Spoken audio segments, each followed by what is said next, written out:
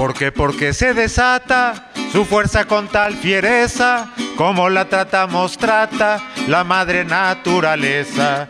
Porque se desata su fuerza con tal fiereza, como la tratamos trata la madre naturaleza. Frente a fenómenos tales como un huracán o un sismo, ya pocos piensan lo mismo que en tiempos inmemorables. No son los hados fatales, ni dioses en cabalgata. La ciencia explica, habla en plata, de por qué, de cómo y cuándo. Pero seguimos clamando, porque se desata su fuerza con tal fiereza, como la tratamos trata la madre naturaleza. Porque se desata su fuerza con tal fiereza, como la tratamos trata la madre naturaleza. Un huracán, un temblor son cosas que nos rebasan, se dan, suceden y pasan con puño devastador. Deja saldos de dolor su horrible incursión pirata, y no hay fuerza que rebata su desatado poder, y se escucha por doquier, porque se desata su fuerza con tal fiereza, como la tratamos trata la madre naturaleza. Porque se desata su fuerza con tal fiereza, como la tratamos trata la madre naturaleza. Se habla ya de un progresivo calentamiento global y del trastorno ambiental, o de un triste y distintivo comportamiento agresivo de nuestra especie pasguata, que descuida y que maltrata su único espacio vital. Pero es pregunta ancestral, porque se desata su fuerza con tal fiereza, como la tratamos trata la madre naturaleza.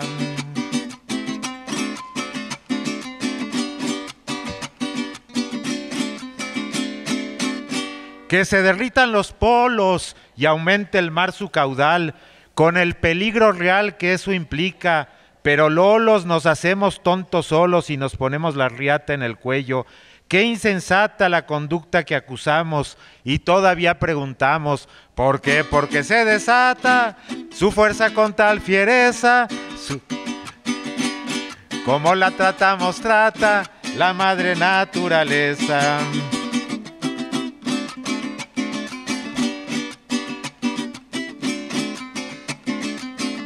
Le hemos agotado espacios al mar y a cuanto él encierra. Erosionamos la tierra y soberbios y reacios pisoteamos los topacios que da la vida en prorrata. Nuestra ceguera no acata la verdad resplandeciente y decimos acremente, porque se desata su fuerza con tal fiereza, como la tratamos trata la madre naturaleza. Porque se desata su fuerza con tal fiereza, como la tratamos trata la madre naturaleza. Bueno, estas décimas del buen amigo guanajuatense de Jichú, Guillermo Velázquez Benavides, que todos ustedes deben de conocer porque acostumbra venir al Cervantino cada año, yo las rescato para dar entrada a esta plática. Quiero yo utilizar otro código que hoy en la mañana me recordaron y me pareció muy oportuno. No sé si algunos de ustedes ha visitado el pueblo del misterio de Sangre de Cristo y el Mineral de la Luz, donde se les ocurrió ponerse de pechito a los inmobiliarios que están trabajando por ahí junto con gobierno del estado, y pusieron unos árboles de cabeza. Se les ocurrió, quería yo traer la foto porque vale la pena, pero imagínense un roble, un encino que cuesta crecer unos 60, 80 años. Bueno, lo sacan, lo ponen de cabeza con las raíces para arriba, así como punk, ¿no? Y las ramas las entierran, ¿no? Y ahí está el árbol. Hay dos árboles en esas condiciones puestos en el camino de aquí al Cubilete, lo pueden ustedes visitar, y ese es el esquema o es el escudo o es el concepto que representa las políticas, podríamos decir ecologistas, y las políticas, la visión que tiene de la naturaleza quienes tienen el poder actualmente en el planeta, ¿sí? Cuando yo hablo, me gusta manejar estos códigos que son códigos fuertes, pero a final de cuentas yo parto de esta visión de que el discurso de la sustentabilidad, que parte de un historial de los años 70, del informe Brundtland, de Carta de la Tierra en el año 2000, un montón de documentos que se han hecho, pero corren de la mano paralelamente a el impulso del neoliberalismo, a esta conversión que se da del capitalismo en su etapa neoliberal, que es la parte de la globalización, en donde el consumismo, en donde el dinero, en donde el mercantilismo crece como nunca antes.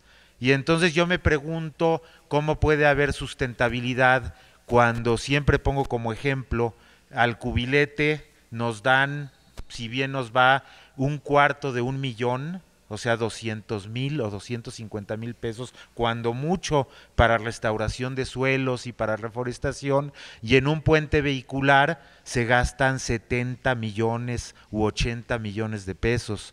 Ya no hablemos del Parque Bicentenario, que iba a costar 750 millones y acabó costando más de 1,500 millones. No hablemos, no quiero hablar de lo que se gastó Mazda, o yo les pregunto si Mazda, Honda, Pirelli, Volkswagen y General Motors son empresas sustentables y los aparatitos que ahí producen van a ser sustentables, ¿no? Entonces, por eso yo hablo de discurso esquizofrénico de la sustentabilidad.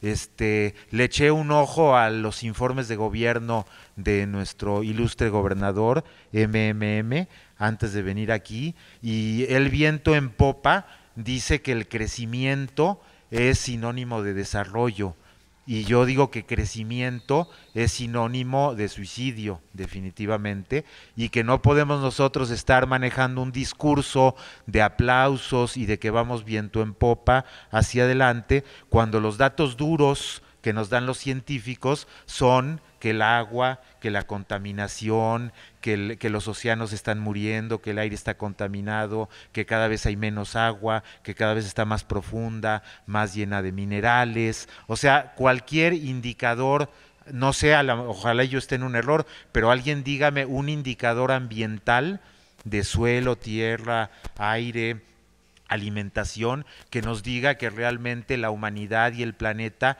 está saliendo de la crisis que descubrimos en los años 60 y 70 y que realmente cuando menos ya le pusimos el freno de mano y ya paramos y estamos empezando a vivir en la sustentabilidad que tanto pregonamos.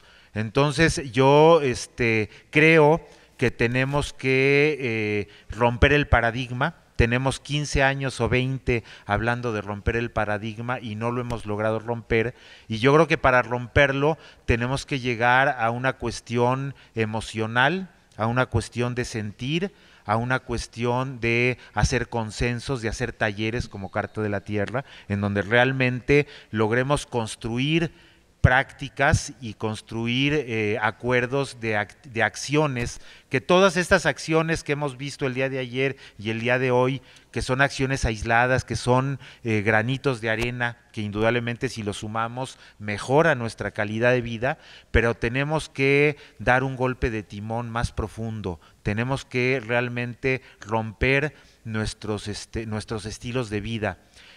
A mí me gustó mucho, pese a que confieso mi ateísmo desde mi adolescencia, pero así como confieso mi ateísmo, confieso que estoy muy bien impresionado de Laudato Si, que es una encíclica que el 15 de junio emitió el Papa Francisco, el Papa jesuita.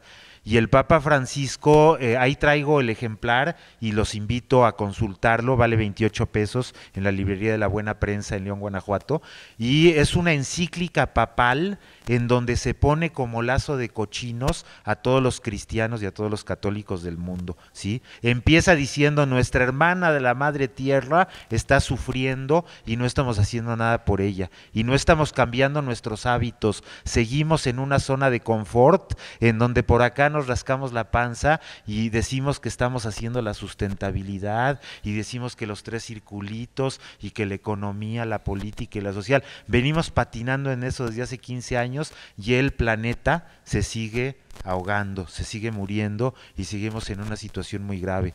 El barco Esperanza, que afortunadamente se llama Esperanza, de Greenpeace, está ahorita en Mazatlán y en Manzanillo, y está descubriéndole a Profepa todas las redes clandestinas que utilizan los pescadores para llevarse la totuaba y matar a la vaquita marina, que es una especie endémica mexicana, de la cual quedan como 90 ejemplares, y es un símbolo de cómo se está muriendo el mar, y en el momento de que se muere el mar, el oxígeno, quien más oxigena el planeta antes de los bosques es el mar, el primer gran convertidor de CO2 en oxígeno es el mar, y el que se estén muriendo los mares, y ya hay muchas zonas del planeta donde hay mares muriéndose, pues eso quiere decir que se nos va acabando el oxígeno.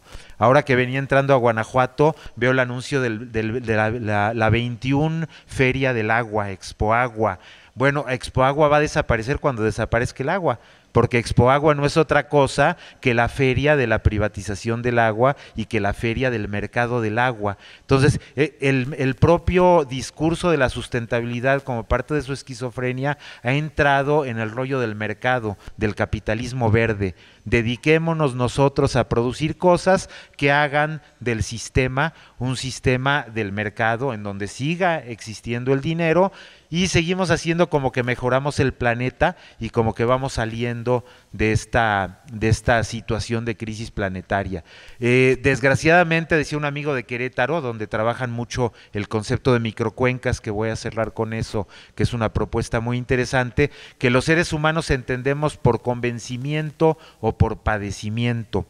Todas estas reuniones son de convencimiento principalmente, ¿no? Vamos a tener que llegar a etapas de padecimiento para realmente cambiar nuestros paradigmas y cambiar nuestras costumbres.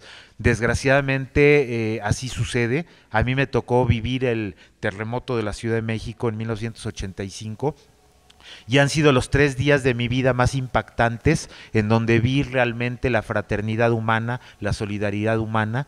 Me atrevería a veces a decir que fue una paradoja, y el verdadero ejercicio de la felicidad era ayudarnos los unos a los otros en situación de crisis y de una convulsión, de un colapso de la Ciudad de México de una manera tan dramática como lo vivimos. Entonces, ojalá y no tengamos que llegar a estos extremos tan dramáticos para cambiar nuestras prácticas culturales, nuestro consumismo, todo lo que hemos visto y lo que nos recomienda Carta de la Tierra y lo que nos recomiendan los manuales, pues tenemos realmente que practicarlo para salir de esa zona de confort. Una experiencia que yo rescato mucho, que la he experimentado en particular en la Sierra del Cubilete, y la quisimos hacer en el Mineral de la Luz, pero nos ganó Diada y nos ganaron los viñedos y todo este proyecto de Pueblo del Misterio que se está desarrollando ahí con los árboles de cabeza, ¿no? Es el de las microcuencas. Las microcuencas son espacios territoriales geográficos delimitados por un parteaguas, que si la población que vive en esa microcuenca se apropia de su territorio y le empieza a diagnosticar y empieza a trabajar sobre el uso racional de los recursos, en qué condiciones está el suelo, en qué condiciones está el agua, en qué condiciones está el aire, qué carga de animales le puede meter a ese terreno, qué produce, puedes empezar realmente a hacer cuentas con el criterio de la armonía de la naturaleza. Yo creo que uno de los aspectos que señala el Papa Francisco en su encíclica Laudato Si es ese alejamiento que hemos tenido y que ayer comentábamos, de que nos hemos alejado de la sabiduría de los ciclos de la madre naturaleza y hemos caído en una especie de antropocentrismo, pensando que la naturaleza funcione a nuestro ritmo y no nosotros funcionemos al ritmo de la naturaleza. Entonces, en el momento de que nosotros entendamos el ritmo de la naturaleza, rompamos con nuestro rollo consumista, productivista, con nuestros ciclos económicos ambiciosos y tratemos de vivir en armonía con la naturaleza, con esta técnica de las microcuencas, de irnos apropiando de los espacios hidrológicos y topográficos y vivamos de ellos en armonía, vamos a poder empezar a reconvertir todo lo que es el cambio de cultura que tanto nos hace falta y que tanto nos urge. Entonces la invitación es un poco a esto, a sentirlo, a seguir haciendo talleres, pero talleres en donde utilicemos un código inicial, donde realmente hay algo que desgraciadamente aquí no ha podido haber, que es la parte de tallerear. O sea, aquí son 24 ideas, ¿no? 24 personas alucinantes con 24 ideas locas. Bueno, ojalá así sea, pero la idea es hacer talleres. Ojalá y salgan de aquí 24 talleres para que los que están interesados en el tema platiquemos, hagamos un taller y del taller salgan programas de acción concretos y esos programas de acción vayan avanzando. Ese programa de acción indudablemente tiene que pasar también por acciones políticas. Esta parte donde yo critico ese discurso esquizofrénico, tenemos que balconear y tenemos que poner en evidencia todo este discurso aparte de esquizofrénico, yo le podría decir también hipócrita de parte de los gobernantes, pues que ellos están muy cómodos, ¿sí? En el Mineral de la Luz, los exfuncionarios de gobiernos anteriores compraron terrenos sabiendo que se iba a detonar esa zona y entonces para hacer sus hoteles y para hacer sus negocios, ¿no? Entonces todo eso hay que conocerlo, muchas veces se desconoce. ¿Quiénes ya conocían de la encíclica Laudato Si? Fíjense, tres personas de todo el auditorio. Entonces tenemos que estar informados y tenemos que leer las noticias con una perspectiva interpretativa, ver qué implicaciones tienen todas esas cosas en el medio ambiente y cotejarlo con el concepto de sustentabilidad. ¿Eso realmente va a ser sustentable? O es nada más el letrero que trae que los camiones sustentables, ¿no? La Secretaría de Desarrollo Económico Sustentable, así se llama la de gobierno del Estado, y todos los proyectos, yo me atrevería a decir, son antisustentables, ¿sí? Pero los disfrazan de sustentables para precisamente hacerle querer ver a la población que es un gobierno y que es una política amiga de la naturaleza. Y eso es a nivel municipal, estatal, federal y a nivel internacional. O sea, no sería tema de otra plática hablar de Monsanto y del todo el asunto del maíz transgénico, de todas estas cosas, ¿no? Sería otro tema. Pero bueno, yo hasta aquí dejo mi intervención y me gustaría ver, no sé si hay, no hay preguntas, ¿no? Entonces, ¿cómo ando de tiempo? ¿Bien? 5 minutos, ¿sí? Pues a mí me gustaría dialogar un poco, si me da chance de romper o no. ¡No! Bueno. Ok, porque quedan muchas dudas. ¿Qué más les platico? En el Cubilete hemos tenido 15 años, venimos trabajando bajo este concepto de microcuencas. Es muy difícil que la gente se empodere y realmente se haga consciente de esta problemática. Yo creo que ahí sí tenemos que trabajar mucho la sensibilización de la gente, y alguien que antecedía en una plática, no me acuerdo si yo ayer mencionaba ese concepto de zona de confort.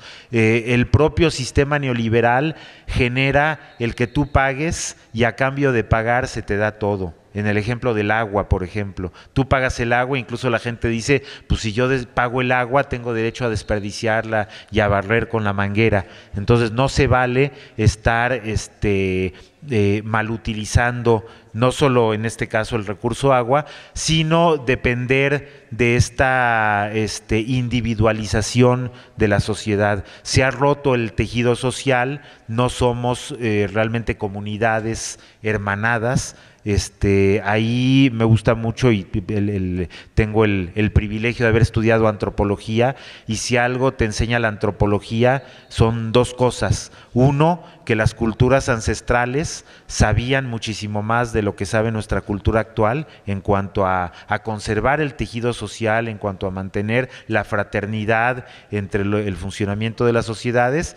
Y dos, el no ser antropocéntricos, o sea, el planeta no va a funcionar nada más en función del ser humano, sino el ser humano es parte de todas las especies y parte de la biodiversidad. Entonces el ser humano tiene que entender esa lógica de la la naturaleza, y a partir de ese funcionamiento de la lógica de la naturaleza tiene que satisfacer sus necesidades, tiene que replantearse cuáles son sus verdaderas necesidades, y sus necesidades no son las que generalmente nosotros tenemos a diario que nos ha impuesto una sociedad de consumo. Ustedes háganse un examen de conciencia realmente con el corazón en la mano y vean cuántas cosas que tienen las necesitan. Antes de comprar, piensen 10 veces, así como antes decía, cuenta hasta 10 antes de golpear a alguien, cuenta hasta 10 antes de comprar. Comprar es votar. Yo digo, el verdadero día de las elecciones no es el X de julio.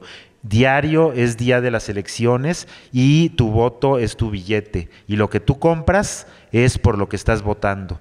Entonces, si yo compro un jugo de alfalfa, es porque estoy apoyando a los productores de alfalfa y tal. Si yo compro una coca, es porque estoy apoyando a la coca. Si yo compro una sopa Maruchan, es porque estoy apoyando marcas. Entonces, el sufragio más importante del planeta es lo que tú compras. Entonces, piensa 3 veces lo que compres y piensa si necesitas realmente eso. Yo creo que ahí es donde también empezamos a romper esos paradigmas, ¿no? Pues muchas gracias.